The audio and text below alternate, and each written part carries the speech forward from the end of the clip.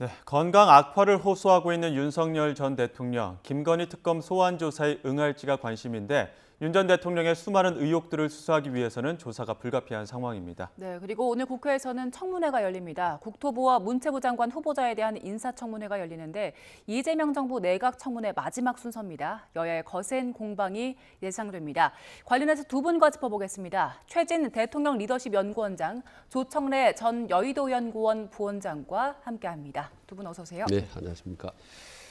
자, 지금 일단 특검 상황부터 알아보겠습니다. 윤 전 대통령 김건희 특검 소환 시간이 지금 10시인데 지금 아직까지도 출석했다는 소식도 없고요. 지금 취재 기자를 통해서 들어본 바에 의하면은 불출석에 이제 무게가 좀 실리는 것 같은데 변호사 선임 계도 내지 않았다고 하거든요. 이렇게 버티기 전략을 고수하는 배경을 어디에 있다 보십니까?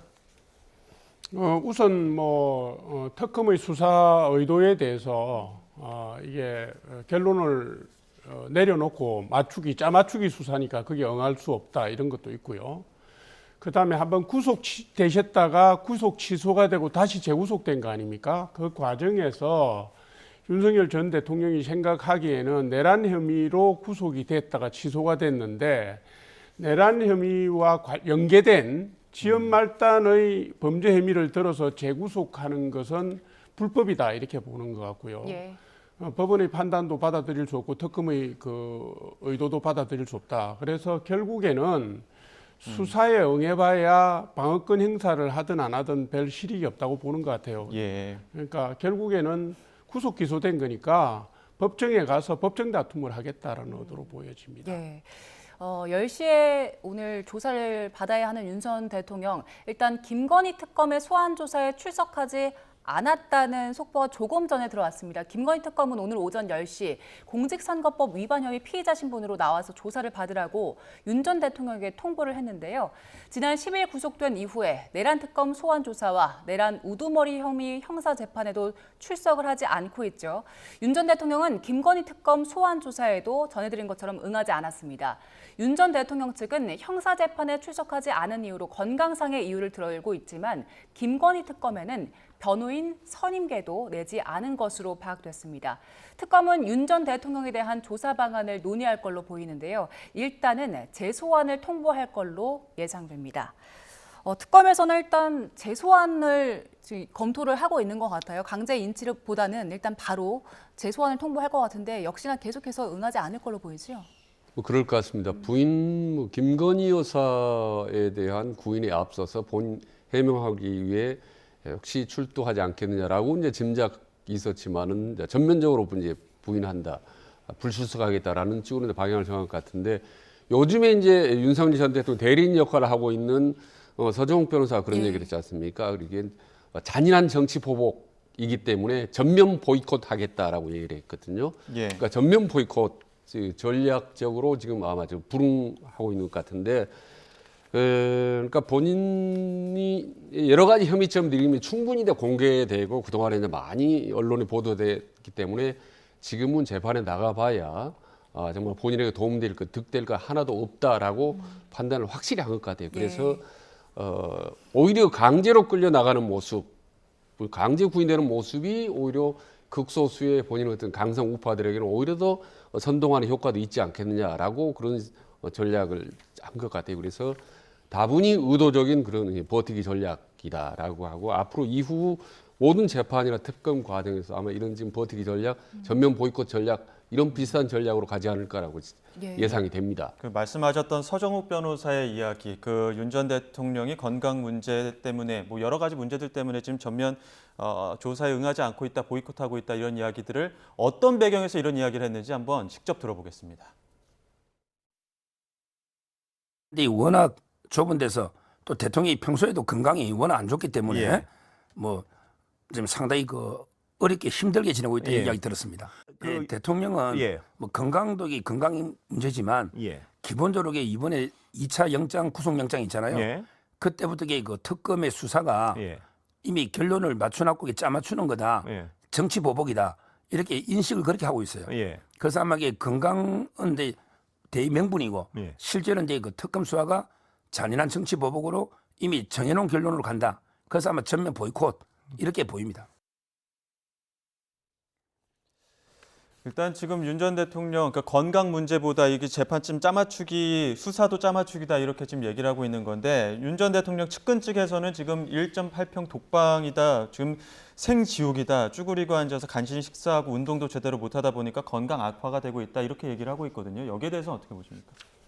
건강 악화는 사실인 것 같고요. 지병인 당뇨병 얘기가 여러 차례 나왔으니까요. 그리고 지금 윤 전 대통령이 수감되어 있는 방이 1.8평이라고 하니까 여러 명이 기거하는 수감 인원 여러 명이 기거하는 홍거실도 1인당 한 2.5평 이상은 보장하게 돼 있는데 지금 지나치게 좁아요. 그리고 전직 대통령들이 수감됐을 때도 보면 박근혜, 이명박 대통령 3평이 넘었고요. 네.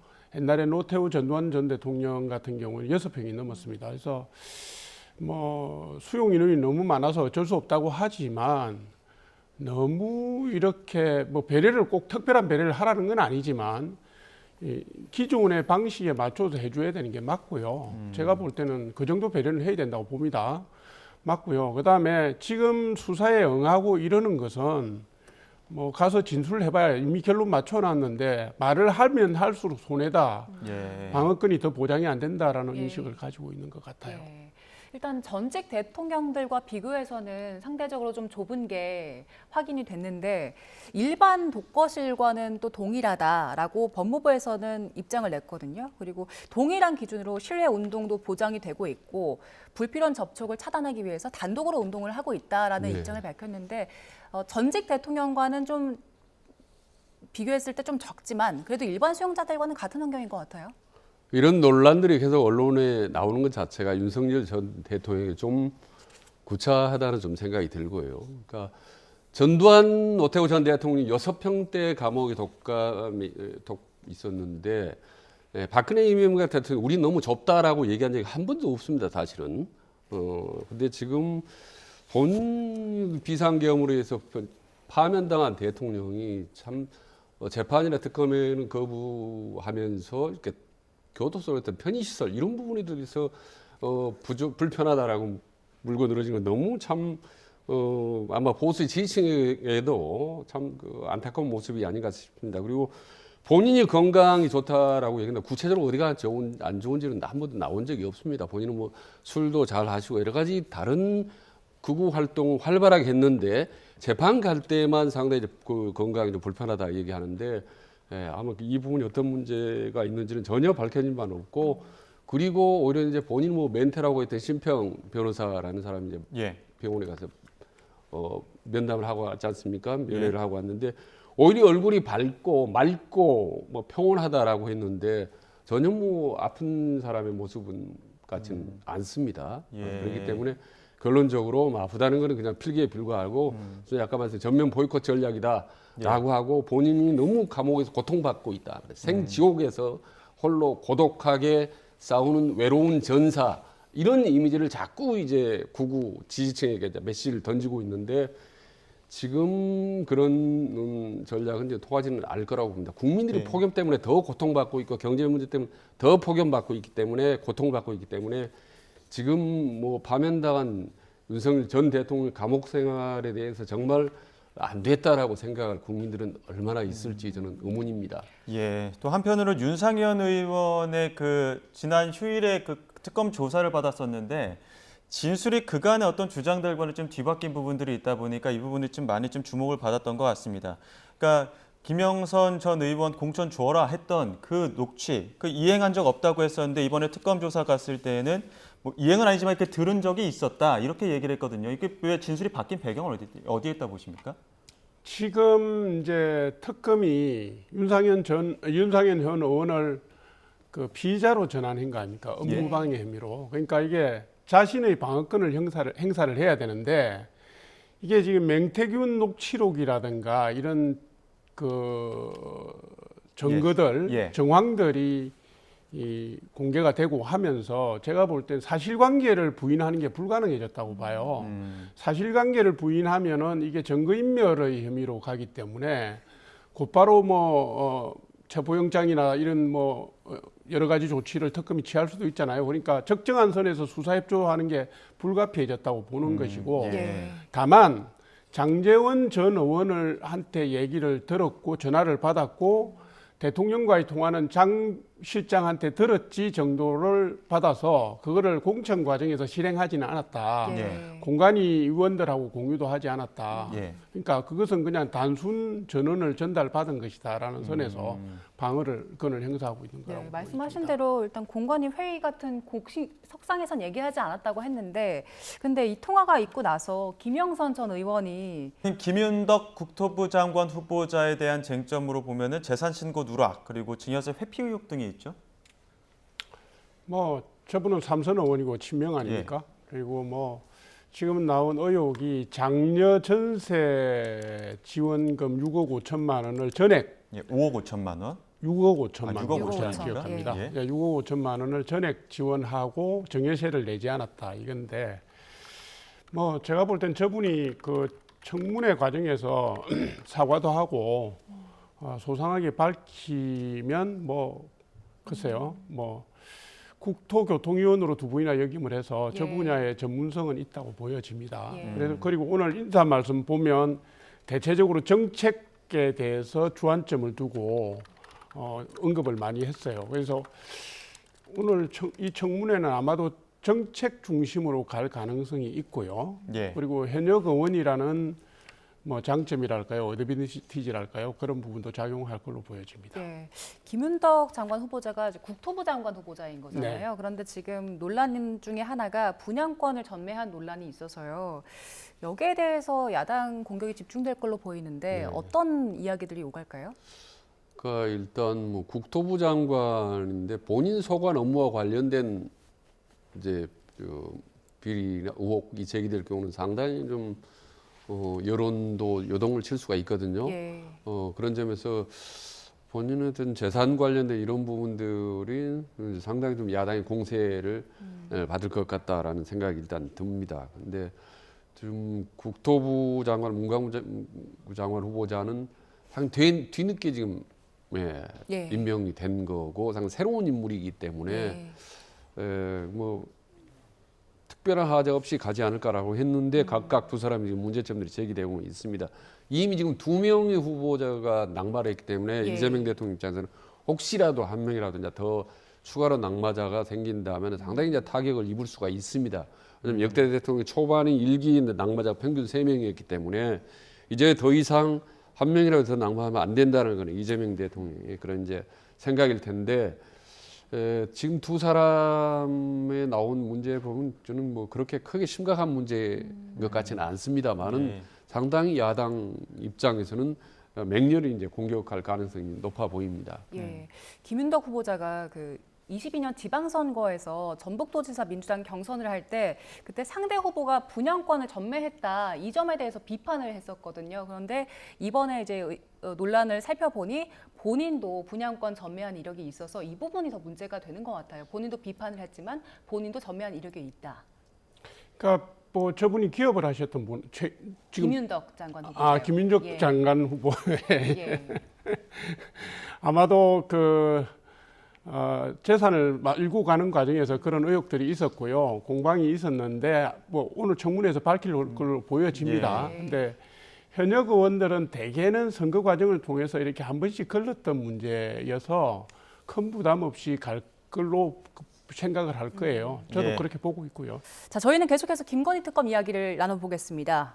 윤상현 의원이 어제 특검 조사에서 장제원 전 의원 그리고 윤 전 대통령에게 전화를 받았다는 취지의 진술을 했고 그리고 이준석 의원 대표도 어제 압수수색을 받았습니다. 그런데 그 압수수색 영장에는 공천 개입과 관련된 그 혐의가 들어간 것 같아요. 일단 특검에서는 어떤 부분을 집중적으로 들여다봤을까요? 그러니까 업무방해 혐의로 피의자 전환을 한 것 같은데요. 이준석 대표도 이 경우에는 명태균 씨와 이준석 대표 간의 관계를 집중적으로 보겠다는 겁니다. 2022년 4월 당시에 국민의힘 당 대표가 이준석 예. 지금 개혁신당 대표고요. 그 당시에 명태균 씨와의 뭐 문자라든가 통화 내역들이 다 나와 있고 2024년 총선 때 소위 이른바 칠불사 해동이라는 그 김영선 전 의원과 천하람 의원, 이준석 대표 그다음 명태균 씨가 만났다는 그 정황과 시점과 내역들이 제가 볼 때는 전화라든가 PC를 다 지금 특검이 확보하고 있는 상태이기 때문에요. 그 부분들을 이제 혐의점을 가지고 수사를 하기 위해서 지금 전 단계로 압수수색을 한 것 같고요. 예. 곧 소환하겠죠. 이 부분은 뭐 윤석열 전 대통령이나 김건희 여사와 관련된 부분은 아니고요. 제가 예. 볼 때는 명태균 씨와 이준석 대표 간의 관계, 그 관계를 통해서 공천에 얼마나 어떻게 개입했느냐 하는 거. 예. 왜냐하면 명태균 씨가 여론조사 결과를 이준석 후보에게 5차례 이상 전달했다라는 게 나오고 있기 때문에 그 부분을 밝히는 과정으로 봅니다. 이제 국민의힘 송원석 비대위원장의 경우에는 지금 지난주에 국민의힘 의원들의 압수수색에 이어서 이번 주에 또 이준석 대표가 압수수색 받는 부분에 대해서 지적을 했는데 천하람 원내대표는 우리랑 연결 짓지 마라 이렇게 또 선을 뜨더라고요.